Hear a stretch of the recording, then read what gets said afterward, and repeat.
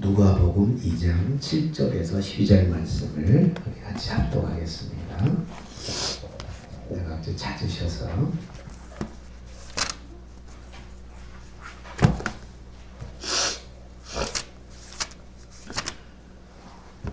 누가복음 2장 7절에서 12절 말씀.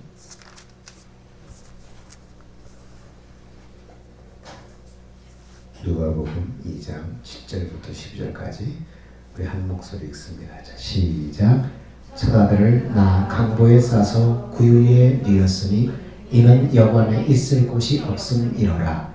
그 지역의 목자들이 밤에 밖에 나가서 자기 양떼를 지키더니 주의 사자가 곁에 서고 주의 영광이 그들을 두루 비추매 크게 무서워하는지라. 천사가 이르되 무서워하지 말라. 보라, 내가 온 백성에게 미칠 큰 기쁨의 좋은 소식을 너희에게 전하노라. 오늘 다윗의 동네에 너희를 위하여 구주가 나셨으니 곧 그리스도 주시니라. 너희가 가서 강보에 쌓여 구유에 뉘어 있는 아기를 보리니 이것이 너희에게 표적이니라 하더니. 아멘. 오늘 우리가 성탄절, 예수님이 탄생하신 성탄절이죠. 근데 밖에 사람들은 성탄이 뭐 하는 날인지 모르고 그냥 축제처럼 어떤 명절처럼 그렇게 보내는 사람들, 맞이한 사람들이 많이 있습니다. 그래서 오늘 우리가 성탄을 맞이하면서 이 날이 어떤 날인가 의미를 알고 기뻐하고 의미를 알고 또 우리가 축하할 수 있어야 됩니다.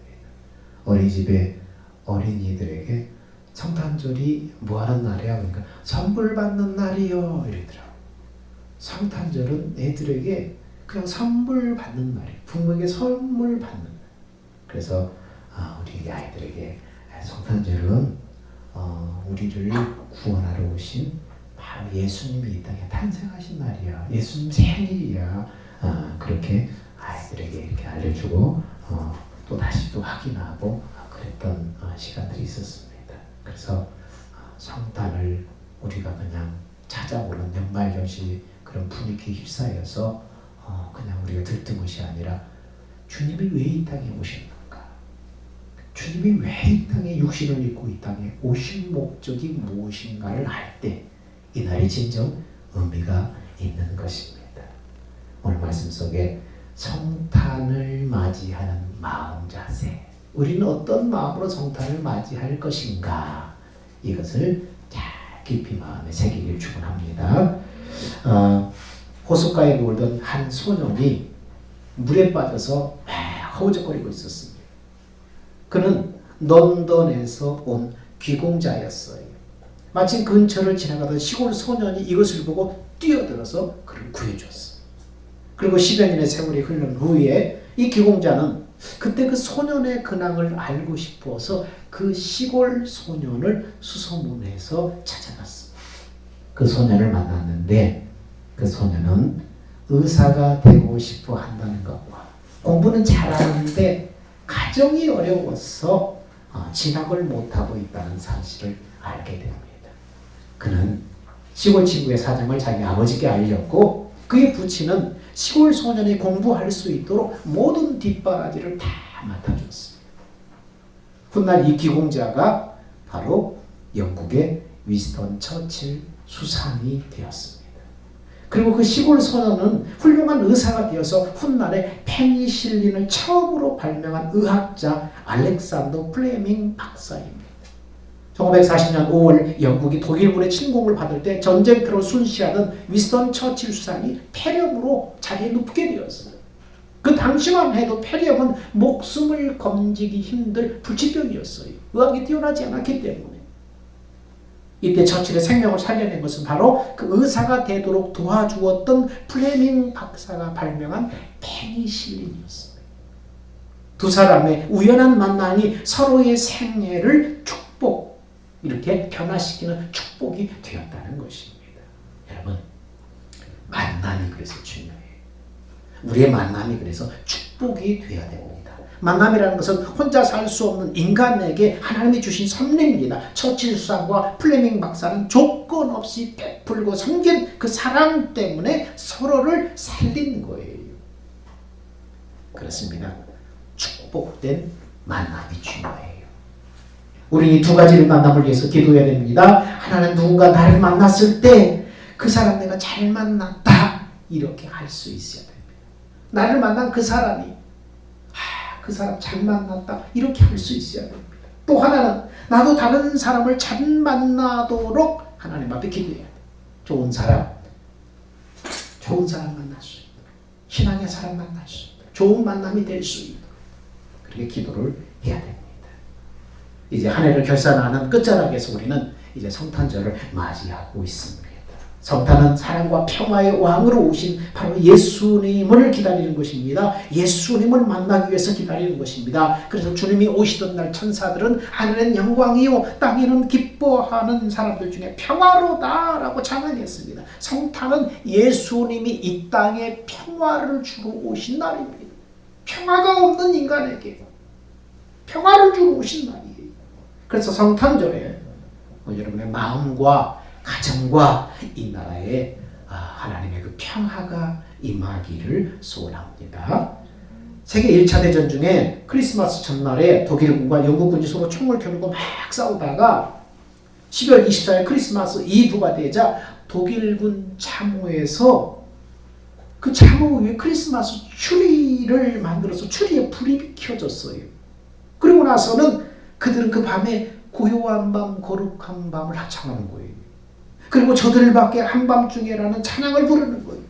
멀리서 총을 겨누다가 참호 속에서 영국군들이 이 찬송을 듣고 있던 철조망 나와 영국군들을 가만히 듣고 있다. 와! 같이 박수를 쳤습니다. 그리고 영국군들은 참 반가운 신도여 이 찬양으로 화답을 해주었습니다. 그래서 독일군 쪽에서도 와! 박수를 치며 같이 참 반가운 신도여 그러면 찬양을 했습니다. 1시간가량 이렇게 함께 계속된 합창은 그 전쟁의 분위기를 평화의 분위기로 만들었어요. 서로 죽이고 총을 쏘던 사람들이 찬양을 부르고 평화의 분위기를 만들었어요. 양쪽에서 총을 들고 있는 군인들이 참호에서 뛰어나와서 총을 놔두고 뛰어나와서 크리스마스 축하 인사를 합니다. 메리 크리스마스 축하 인사를 합니다. 방금 전까지만 해도 서로 원수였던 사람들이 크리스마스를 맞이해서 서로 악수하며 서로를 축하하며 기쁨을 나눴습니다. 그렇습니다. 그리스도의 오심은 전쟁터에서 서로 총을 겨누고 있던 사람들에게까지도 평화를 만들었어요. 평화를 만들었어요. 전쟁을 그치게 하고 평화를 만들었어요. 바로 예수님은 이 땅에 바로 평화를 주러 오셨어요. 성탄은 바로 큰 기쁨의 소식, 그리스도가 계신 어느 곳이든 평화가 임합니다. 그리스도가 그 임하시면 평화가 임해요. 이번 성탄절을 맞아서 여러분의 삶의 현장에도 이 예수님의 평화가 임하기를 축원합니다. 성탄에 성경에 성탄을 기다리는 사람들이 나옵니다. 기다린다는 것은 좋은 거예요. 누군가를 기다린다는 것은 좋은 거예요. 사랑하는 사람을, 그리운 사람을 만나기 위해서 기다린다는 그 기다림 자체는 뭡니까? 그냥 지겨운 것이 아니라 사랑하는 사람, 그리운 사람을 이제 시간이 갈수록 만날 수 있다는 건 뭐예요? 행복이에요. 이 그리워하며 기다린다는 것은 행복입니다. 성탄은 구원받은 그리스도인이 주님을 만나기 위해서 사모하며 기다리는 날이 되어야 돼요. 성탄은 바로 이 성탄절을 통해서 예수님 오시기 전에 사람들은 구약의 그 예언을 믿으며 성탄은 그리스도가 오시는 그 성탄을 기다렸지만 오늘 우리는 어떻게 해요? 이때 성탄이 이제 예수님은 이미 오셨잖아요. 우리를 위해서 사역을 다 이루시고 부활을 승천하셨잖아요. 그리고 뭐라고 약속하셔요? 다시 오마 약속하셨잖아요. 재림의 구주로 다시 오마. 우리에게 사명을 주고 우리에게 달란트의 사명들을 각각에 주고 주님은 승천하셨죠. 그리고 다시 오마. 그때 내가 일한 대로 갚아주마 약속하셨잖아요. 그래서 오늘 성탄을 맞이하면서 우리는 누굴 또 기다려요? 다시 오실 예수님을 그리워하며 기다리는 거예요. 오늘 본문에 성탄에 좋은 기다림도 있고 악한 기다림도 있었습니다. 성경에 두 종류의 사람들이 예수님의 성탄을 기다리고 있었습니다. 하나는 예수를 죽이려고 하는 사람들이었고 하나는 예수님을 메시아로 기다리는 사람들이 있어요. 두 종류의 사람들이 있습니다. 여러분, 기다렸지만 기다리는 목적이 전혀 달랐어요. 여러분, 오늘날도 마찬가지, 지금 이 시대도 마찬가지예요. 성탄절을 기다리는 사람들이 있는데 기다리는 목적이 서로 다른 사람들. 똑같이 성탄절을 기다린다고 목적이 같은 게 아니에요. 아이들은 선물을 기다리고 장사하는 사람들은 대복을 기다리는 거예요. 그러나 예수 믿는 사람들은 뭘 기다려요? 그런 기다림이 아니에요. 목적이 달라요. 기다림의 목적이 전혀 달랐어요. 그러면 오늘 여러분은 어떤 종류의 기다림의 사람들인가? 나는 어떤 종류의 기다림의 사람들인가? 오늘 7절 8절 말씀해 보니까 2장 7절에 이에 헤롯이 가만히 박사들을 불러 별이 나타난 때를 자세히 묻고 베들레헴으로 보내며 이르되 가서 아기에 대하여 자세히 알아보고 찾거든 내게 구하여 나도 가서 그에게 경배하게 하라. 헤롯이 예수님을 기다리는데 헤롯의 기다림은 어떤 기다림입니까? 예수를 죽이려고 기다리는 헤롯입니다. 그래서 헤롯의 기다림은 어떤 기다림이? 불행한 기다림. 헤롯의 기다림은 불행한 기다림이었어요. 2장 16절에 보니까 이에 헤롯이 박사들에게 속은 줄 알고 심히 노하여 사람들을 보내어 베들레헴과 그 모든 지경 안에 있는 산의 아이를 박사들에게 알아본 그때를 기준으로 2살 아래로 다 죽이니. 헤롯의 기다림은 불행한 기다림이었어요. 역사학자들이 보면 헤롯은 자신의 권력을 위해서 늘 불안해서 누군가 자기 권력을 뺏을까봐 늘 불안했어요. 그래서 자기 아내도 믿지 못하고 아내도 죽였어요. 의심하고. 장모도 이 처가를 통해서 이 장모도 자기 이 권력 기반을 흔들까봐서 자기 장모도 죽여버렸어요. 그리고 나중에는 정말로 그 의심의 병이 덮쳐가지고 자신이 낳은 새 아들까지도 살해하고 죽여버렸어요. 이런 헤롯이 예수 기다린다는 것은 뭡니까? 예수를 죽이려고 기다리는 거예요. 예수를 죽이려고 할 때 하나님은 동방박사들 꿈속에 나타나서 헤롯에게 돌아가지 말아라 지시했습니다. 동방박사들은 예수를 만나서 경배한 후에 하나님의 지시대로 헤롯을 만나지 않고 다른 길로 돌아갔다고 기록하고 있습니다. 이에 헤롯이 속은 것을 알고 예수 탄생을 기점으로 해서 2살 나이의 모든 아이들을 다 살해해버렸어. 그래서 통곡 소리가 그 지경을 진동하고 있었습니다. 엄마들의 통곡 소리가. 이런 헤롯이 예수를 기다렸다는 거예요. 기다림의 목적이 뭡니까? 예수를 죽이려는 불행한 기다림입니다. 헤롯은 하나님의 영광을 나중에 가로채고 교만하다가 결국 충이 먹어서 비참한 말로 끝이 나고 말았습니다. 불행한 기다림이에요. 목적이 빗나간 기다림이에요.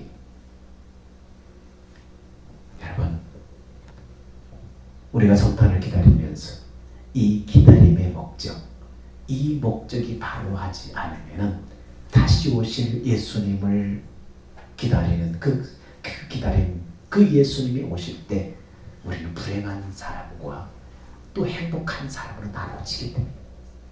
오늘 성탄을 기다리는 두 종류의 불행한 사람이 있듯이 우리가 우리 성탄을 맞으면서 성탄의 의미를 새기면서 이제는 다시 오실 예수님을 기다리는 목적, 그 목적이 바르지 않으면은 헤롯처럼 불행한 사람이 되어버릴 수도 있어요.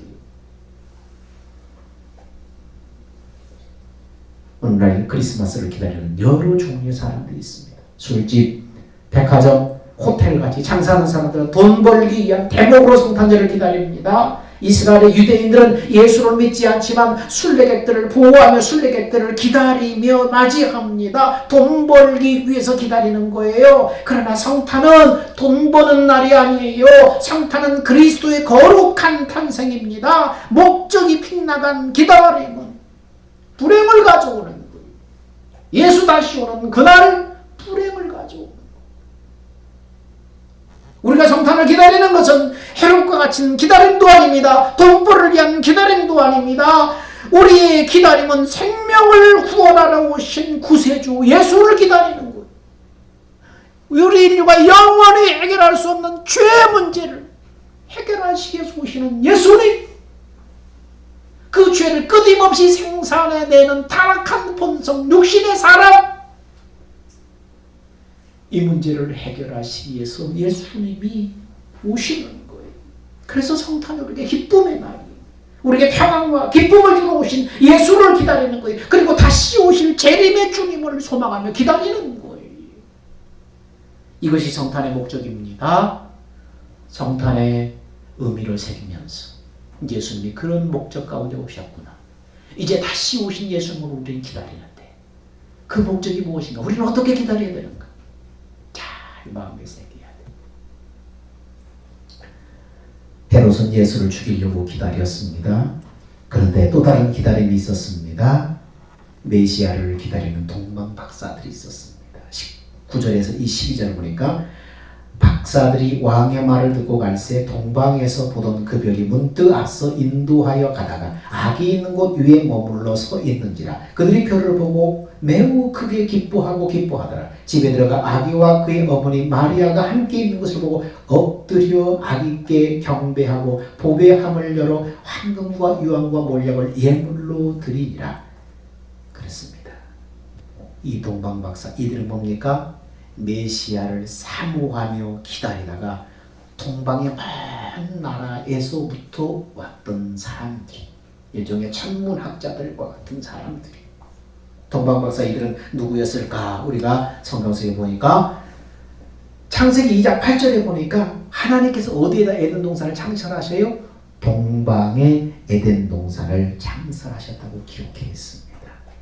창세기 11장 2절에 노아 홍수 후에 노아의 후손들이 동방으로 옮겨가고 바벨탑 사건 후에 세상으로 다 흩어졌다고 기록하고 있습니다. 창세기 16장 12절에 아브라함의 아들 이스마엘이 동방으로 가서 살았다고 기록하고 있습니다. 창세기 25장 6절에 이삭이 자기 서자들에게 재물을 주어서 동방에 가서 살도록 했다고 했습니다. 민수기 23장 17절에는 보니까 예언이 나오는데 어떤 예언이 나옵니까? 한 별이 야곱에서 나오고 한 홀이 이스라엘에게서 일어난다 예언하고 있습니다. 한 별, 한 홀, 이것은 메시아의 탄생을 의미하는 것입니다.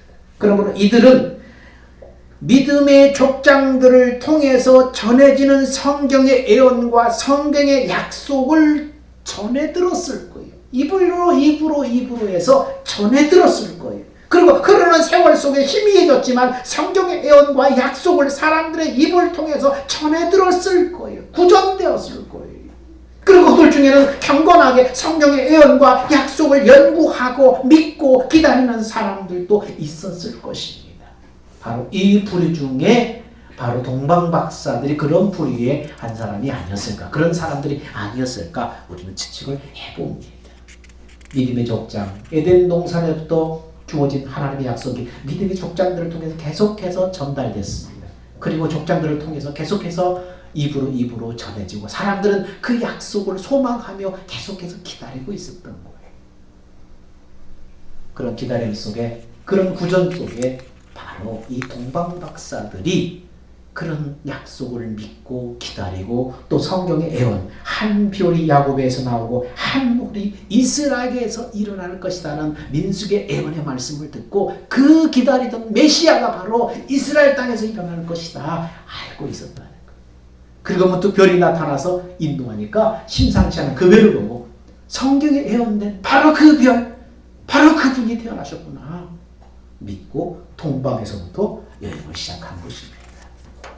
이들은 별의 인도를 받았다고 기록하고 있습니다. 자, 2장 9절에 보니까 박사들이 왕의 말을 듣고 갈새 동방에서 보던 그 별이 문득 앞서 인도하여, 그러니까 그 별이 어디서부터 인도했다는 거예요? 동방에서 보던 그 별이 문득 앞서 인도하여. 그들이 동방에서도 범상치 않은 그 천문을 연구하다 그들이 범상치 않은 별의 나타남을 보고 그 별이 계속해서 인도하는 따라서 베들레헴 예루살렘까지 왔는데 거기서 헤롯을 만나고 그리고 다시 또 헤롯의 말을 듣고 가서 다시 또 나서 별을 구세주를 이제 찾으러 가는데 어디로 가야 될지를 알지 못하는데 동방에서부터 자기를 인도해 왔던 그 별이 문득 또 나타났다는 것이. 그래서 동방에서 떠오른 별이 베들레헴까지 인도하셨다는 것입니다. 동방 박사들은 성경의 예언을 따라서 예수 탄생을 맞이하려고 베들레헴을 찾은 사람들입니다. 이들은 예수를 메시아로 기다리는 사람이고 예수께 경배하기 위해서 찾아온 사람들입니다. 동방에서도 별이 인도하여 가다가 베들레헴 예수 탄생한 곳에 딱 머물러 섰다는 것입니다. 하나님은 주님을 사모하며 찾아온 동방 박사들의 길을 별을 통해서 베들레헴까지 인도해 주셨다는 것입니다.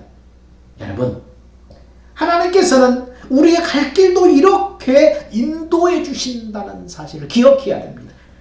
어떻게든 내가 믿음으로 살려고 할 때 어떤 방법을 통해서 하나님은 선한 길로 우리를 인도하신다는 거예요. 이사야 시편 37편 5절에 그래서 뭐라고 말합니까? 내 길을 여호와께 맡겨라. 그러면 그가 내 길을 지도하시라고 했습니다. 지금 내 뜻대로 안 된다고 그 길이 실패한 길이 반드시 실패한 길이 아님을 알아야 됩니다. 지금 내 뜻대로 되는 것만이 하나님의 인도하심이 아니라는 것도 알아야 됩니다. 여러분이 진정 내가 하나님 편에 서 있다면 그 길이, 여러분이 가는 그 길이 바로 하나님이 인도하는 길임을 우리는 알아야 돼요. 내가 믿으며 바로 서 있다면 내가 지금 가는 이 길, 인도받는 이 길이 바로 하나님의 뜻 가운데 인도받고 있다는 사실을 우리는 알아야 됩니다. 우리가 믿음으로 살려고 할 때, 하나님을 사모하고 믿음으로 살려고 할 때 하나님은 어떤 방법을 통해서라도 우리를 인도하신다는 거예요. 동방 박사들을 인도했던 하나님이 어떻게 하나님의 자녀된 우리를 인도하지 않겠어요? 믿음으로 살려고 하는데, 하나님의 뜻대로 살려고 하는데 어떻게 우리를 인도하지 않겠어요? 인도하신다는 거예요. 조엘 오스틴이 쓴 책에 이런 가정이 있어요. 야구 선수 출신 두 남자가 선교를 위해서 케냐행 비행기에 몸을 실었습니다. 그들은 자신의 삶을 하나님의 일에 사용해달라고 기도하는 끝에 출발을 했습니다. 근데 런던에 착륙할 즈음에 안개가 너무 끼어가지고 비행기가 2시간가량 제자리를 맴도는 바람에 두 사람은 다음 비행기를 제때 갈아타지 못했어요. 다음 비행기를 타려면 8시간, 9시간을 기다려야 됐습니다. 하나님을 이해할 수 없다. 순조로운 선교 여행을 하게 해달라고 그토록 우리가 하나님 앞에 기도했는데 이게 뭐냐? 마침내 다음 비행기를 탔더니 이번에는 자리가 없어서 둘은 조종실 바로 뒤쪽에 앉게 되었습니다. 그 좁은 그 뒤쪽에 이게 앉게 되었어요. 근데 얼마쯤 가다가 비행기가 급강하를 하더니 전속력으로 막 곤두박질하기 시작했습니다. 기내의 모든 승객들은 비명을 지르며 난립니다. 승무원들은 승객들을 안심시키려고 분주하게 기내를 뛰어다닙니다. 두 사람은 험악한 분위기 속에 정신을 가다듬고 기도하기 시작했습니다. 바로 그때 조종실에서 비명소리가 들리는 거예요. 조종실에서 막 다투는 듯한 비명소리가 들리는 거예요. 그래서 조종실 바로 뒤에 앉아있기 때문에 조종실 문을 열고 보니까 거구의 테러범이 조종사들을 막 공격하고 비행기를 뺏으려고 공격하고 있는 거예요. 그래서 이 건장한 야구 출신 두 사람은 테러범에게 달려들어서 그들을 제압하고 끌고 나왔습니다. 소동이 진정되었을 때 비행기의 고도는 3000피트에서 4000피트까지 떨어진 상태입니다. 당장 조종사들의 조종장치 다시 앉지 않았다면 비행기는 곧바로 추락하는 그런 상황이었습니다. 그제서야 그들은 하나님의 뜻을 깨닫게 되었습니다. 하나님이 두 야구 선수들을 시간을 그렇게 비행기를 연착하며 지연시킨 이유가 다 있었다는 것입니다. 또 하나는 비행기를 구하시려고 그들을 조종석 바로 뒤 좁은 자리에 앉게 하셨다는 것입니다. 그들은 그 당시에 알지 못해 도대체 하나님 왜 이러시냐? 우리가 선한 뜻을 가지고 지금 선교여행을 가는데, 그러나 하나님의 놀라운 뜻이 있었다는 것입니다. 그렇습니다. 하나님은 우리의 미래까지도 포함해서 모든 일을 알고 계시고 계획하시고 계십니다. 하나님은 여러분의 이성보다 더 큰 그림을 그리고 계신다는 것입니다. 진정한 믿음 안에는 항상 하나님의 인도하심이 있음을 여러분 기억해야 됩니다. 하나님은 별을 통해서 동방박사들을 인도해 주셨어요. 하나님이 어떻게 동방박사들만 인도하겠어요? 자녀된 우리도, 여러분의 인생길도 하나님이 반드시 인도하고 계심을 믿으시기를 축원합니다. 동방 박사들은 그 다음에 겸손하게 아기 예수께 들어가서 경배했습니다. 별이 아기 예수 탄생한 그곳까지 인도하자 동방박사들은 이제 그 아기 예수가 탄생한 말구육간에 들어가서 겸손히 아기께 경배합니다. 11절에 보니까 집에 들어가 아기와 그의 어머니 마리아가 함께 있는 것을 보고 엎드려 아기께 경배하고 보배 함을 열어 황금과 유황과 몰약을 예물로 드리니라. 말먹이통에 누워있는 아기를 보고 박사들 엎드려 경배했다는 거예요. 그 당시 동방 박사들은 최고 수준의 지성인이에요. 당시에 최고 수준의 지성인이고 학자고 천문학자입니다. 근데 이들은 말구유에 있는 그 아기 초라한 그 아기 앞에 엎드렸다는 것입니다. 엎드렸다는 것은 신앙의 겸손한 자세를 말합니다. 동방박사들은 진정한 믿음, 영안이 열린 사람, 분별 있는 지혜의 사람들이었어요. 그분이 바로 아기 예수고 초라한 마구간에 말구유 통에 누워있지만 그분이 누구신가를 분별할 수 있는 영적인 사람, 지혜의 사람이었습니다. 말구에서 났지만 이분이 장차 인류를 구원한 하나님의 아들임을 분별할 줄 아는 신앙인이었다는 것입니다. 성지순례 가보면 예수 탄생 교회라고 하는 데가 있는데 엄청나게 큰 교회인데 들어가는 문은 높이가 1m밖에 안 돼요. 그래서 거기에 들어가려면 반드시 허리를 구부리고 머리를 숙여야만 들어갈 수가 있다는 것입니다. 이것은 그곳에 들어가는 사람들에게 교훈을 주는 것입니다.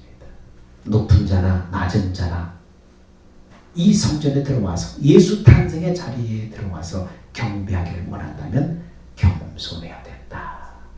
세상 계급, 세상 권세, 세상의 모든 것 다 내려놓고 겸손해야 된다. 그것을 교훈하고 있는 것입니다. 참으로 주님이 누구인가 바로 아는 사람은 주님 앞에 겸손해지지 않을 수가 없습니다. 주님을 바로 아는 사람이라면 우리는 주님 앞에 교만할 수가 없는 거예요. 사도 바울도 주님을 만난 변화받은 이후에 나는 만삭되지 못한 자와 같다. 10달을 채우지 못하고 나오는 7싹둥이 8싹둥이 같은 사람이다. 그렇게 자신을 고백하고 있습니다. 나는 나의 약함을 자랑한다. 잘난 거 자랑하는 것이 아니라 나의 부족하고 허물 많은 이 약함을 자랑한다. 그리고 나의 자랑은 진정한 자랑은 십자가의 예수 그리스도만 자랑한다. 십자가에 못 박힌 예수 그리스도만 자랑한다. 그렇게 고백을 하고 있습니다. 여러분, 곡식은 익어갈수록 고개를 숙이잖아요. 그래서 믿음이 있는 사람, 인격이 익은 사람은 겸손한 사람입니다. 물은 낮은 곳부터 이렇게 채워져요. 이번 크리스마스를 통해서 동방박사들처럼 주님 앞에 겸손한 그런 섬기는 자세를 교훈받으시길 축원합니다. 그리고 우리 주변에 우리 도움을 필요로 하는 사람들이 많이 있습니다. 여러분은 매일같이 그 예수님을 만나고 있음을 알아야 돼요. 나의 도움 없이, 우리의 도움 없이 일어설 수 없는 사람들, 그들 곁에 누가 계시는 거예요? 예수님이 계시는 거예요. 예수님의 왕국에 태어나지 않았어요. 초라한 시골 마국간에 태어나셨어요. 여러분, 예수님의 왕국에 태어났다면은 지체 높은 사람, 권세 있는 사람만 예수님을 경배할 수 있었을 거예요. 그러나 누구나 올 수 있는 자리, 낮은 자리, 그곳에 예수님이 탄생하셨다는 것입니다. 그것이 우리에게 주는 교훈이 무엇입니까? 오늘 우리도 이 성탄의 의미를 알고 찾아가는 거예요. 사랑을 나누라는 거예요. 예수님의 손과 발이 되어서 여러분의 손과 발이, 여러분의 재능과 소유가 바로 이웃을 섬기는, 나의 도움을 필요로 한 사람을 섬기는 그러한 도구가 되라는 것을 교훈하고 있는 것입니다. 동방박사들은 11절 하절에 보니까 가장 소중한 예물을 주님 앞에 드립니다. 이 예물의 의미가 무엇입니까? 엎드려 아기께 경배하고 보배 함을 열어 황금과 유향과 몰약을 예물로 드리니라. 황금과 유향과 몰약을 드렸다고 했습니다. 이 세 가지 예물 속에는 이들의 신앙 고백이 들어있어요. 당시에 황금은 누구에게만 드리는 예물이냐면 왕에게만 드리는 가장 귀한 예물이에요. 그러니까 황금을 드렸다는 건 뭡니까? 동방박사들이 예수님을 만왕의 왕으로 고백하고 있다는 거예요. 아기 예수께 마국간에 누워있는 그 먹이통에 누워있는 예수께 황금을 드렸다는 그 지성이 있는 사람들이 무릎을 꿇고 엎드려서 황금을 드렸다는 것을 그분은 왕으로 인정했다는 거예요. 만왕의 왕으로 인정했다는 것을 고백하고 있는 것입니다. 예수는 만왕의 왕, 온 우주의 왕, 모든 왕 중의 왕이에요. 또 하나는 동방박사들은 유향을 드렸다고 했습니다. 유향은 당시 제사장들에게만 드리는 예물입니다. 이 향은 가장 향기로운 향유로서 제사장은 하나님과 사람 사이에 중보적인 제사를 드릴 때 이 유향을 뿌렸다고 합니다. 바로 동방박사들은 예수님을 하나님과 사람 사이의 중재자의 역할을 감당하는 중보자, 대제사장으로 예수를 영접했다는 거예요. 또 하나는 몰약을 드렸습니다. 몰약은 시체에 바르는 방부제입니다. 요한복음 19장 30절에 보니까 니고데모가 예수님이 돌아가신 후에 무덤에 장사할 때 몰약과 침향을 가져왔다고 기록하고 있습니다. 자, 이것은 주님이 우리의 구원을 위해서 십자가에 고난당하시고 죽으시고 사망에 썩지 않고 부활하실 것을 예표하는 것입니다. 바로 예수, 이분이 지금 태어나신 이분이 바로 우리의 구원을 위해서 사망을 이기시고 썩지 않고 사망을 이기시고 우리의 구원을 위해서 고난받으시고 십자가에 죽으시고 부활하실 바로 구원의 주이다. 이것을 바로 예표하는 것입니다. 그래서 주님이 십자가에 흘린 보혈은 뭡니까? 영원히 썩지 않는 생명의 몰약과 같은 것입니다. 이것이 황금과 유향과 몰약을 드리며 경배했던 동방박사들의 바로 신앙 고백인 것입니다. 이 고백이 여러분의 신앙 고백이 되시기를 축원합니다. 우리는 주님의 성탄을 축하하면서, 그리는 동방박사들은 주님의 성탄을 축하하면서 황금과 유향과 몰약을 드렸는데, 그렇다면 우리가 성탄을 맞이하면서 우리는 그 주님 앞에 무엇을 예물로 드려야 되는가? 무엇을 예물로 드릴 때 하나님이 가장 기뻐하실까요? 여러분이 황금을 구해다 드릴 거예요? 유향을 구해다 드릴 거예요? 몰약을 구해다 드릴 거예요? 오늘 성탄을 축하하면서 이 시대에 주님이 가장 원하시고 가장 기뻐하시는 예물이 뭘까요? 영혼 구원이에요. 영혼 구원이에요. 주님은 그 영혼을 구원하시려고 하늘 보좌 버리고 이 땅에 성육신하시고 십자가에 고난당하시고 죽으신 거예요. 그러므로 영혼 구원하는 일보다 더 주님을 기쁘시게 하는 예물은 없는 거예요. 영혼 구원하기 위해서 여러분이 가진 모든 것을 사용해서 영혼 구원하는 것, 그것이 하나님이 받으시는 가장 귀한 예물인 것입니다. 여러분의 지체를, 여러분의 재능을, 여러분의 소유를, 여러분의 시간을 영혼 구원하는 일에 사용하시기를 주 이름으로 축원합니다. 이것이 성탄을 맞으면서 주님 앞에 가장 귀하게 드리는 예물입니다. 사랑하는 여러분, 한 해 끝자락에서 이제는 다시 오실 주님을 기다리는 성탄이 되어야 됩니다. 2000년 전 주님을 모신 성탄이 말고이었다면 오늘의 성탄은 여러분의 마음과 가정과 나라가 되어야 됩니다. 바로 이곳에 주님이 임하셔서 거짓과 불의와 어둠을 몰아내고 평화와 기쁨과 희망이 들려오는 성탄이 되기를 축원하며 기원합니다. 이 시간 한번 기도하겠습니다. 사랑하는 주님, 성탄을 기다리는 나의 기다림은 어떤 기다림입니까? 성탄의 목적을 알고 성탄을 맞이하는 사람이 되게 하여 주옵소서. 동방박사들처럼 삶에서 주님을 사모하는 신앙이 되게 하여 주옵소서. 진정한 믿음 안에서 하나님의 인도하심이 있음을 잊지 않겠습니다. 우리의 모든 것을 알고 계시고 계획하시는 하나님만 바라보며 믿음으로 살게 하여 주옵소서. 동방박사들이 황금과 유향과 몰약을 들었다면 우리는 무엇을 준비해야 됩니까? 나의 시간과 재능과 소유를 사용해서 영혼 구원에 주력하게 하시고 이 영혼을 하나님 앞에 드리는 예물로 드리게 하여 주옵소서. 다시 오실 주님을 소망하며 우리의 생명 되신 예수님의 이름으로 기도하옵나이다. 아멘. 다 기립합시다. 주님 다시 오실 때까지 찬양합니다.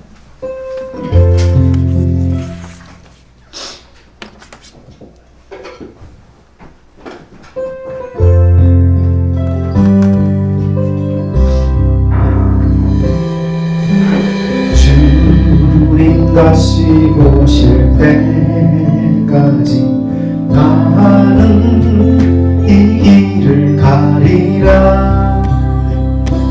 좁은 문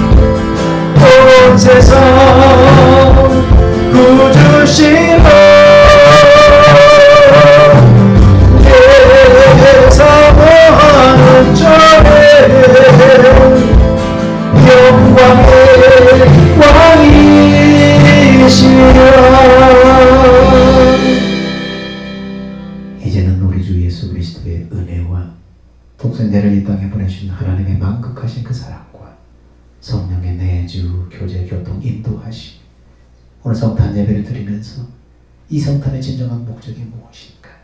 우리는 이 성탄을 어떤 마음으로 기다려야 되는가? 다시 오실 예수님, 그 주님 앞에 우리는 무엇을 드려야 될까? 준비한 이후 우리 남은 생애를 사용하기를 원하는 사랑하는 성도들 머리 위에 이제부터 영원 무궁토록 함께 있을지어다. 아멘.